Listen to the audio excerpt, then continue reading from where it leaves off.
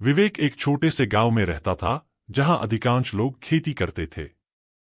उसके पिता एक गरीब किसान थे जो किसी तरह अपने परिवार का पेट पालते थे। विवेक बचपन से ही पढ़ाई में होशियार था, लेकिन परिवार की आर्थिक स्थिति ठीक न होने के कारण उसकी शिक्षा में बार बार बाधाएं आती थीं। फिर भी विवेक ने हार नहीं मानी। गांव के पुराने स्कूल में उपलब्ध सीमित संसाधनों के बावजूद उसने अपने सपनों को जिंदा रखा। जब विवेक 12वीं कक्षा में था, उसके पिता की अचानक मृत्यु हो गई। परिवार पर संकट का पहाड़ टूट पड़ा। विवेक को अपनी पढ़ाई छोड़कर घर का खर्चा उठाने के लिए खेतों में काम करना पड़ा, लेकिन उसका दिल पढ़ाई से जुड़ा हुआ था। दिन में वह खेतों में काम करता और रात में लालटेन की रोशनी में पढ़ाई करता। उसके सामने कई मुश्किलें आईं। गांव के लोग उसका मजाक उड़ाते, कहते कि पढ़ाई से कुछ नहीं होने वाला, खेती कर और पेट पाल। लेकिन विवेक ने इन सब बातों को नजरअंदाज किया और अपने लक्ष्य की ओर बढ़ता रहा। एक दिन विवेक के गांव में एक समाजसेवी संगठन आया जो होनहार छात्रों को छात्रवृत्ति देता था।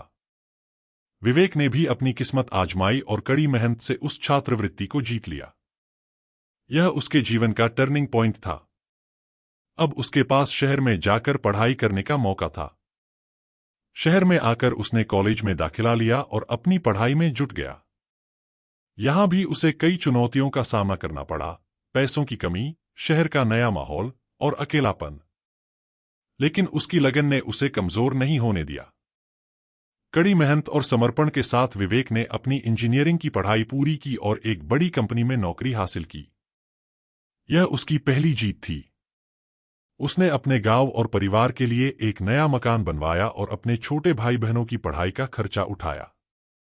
लेकिन विवेक की असली सफलता तब आई जब उसने अपनी कंपनी में नए इनोवेशन के लिए एक बड़ा पुरस्कार जीता।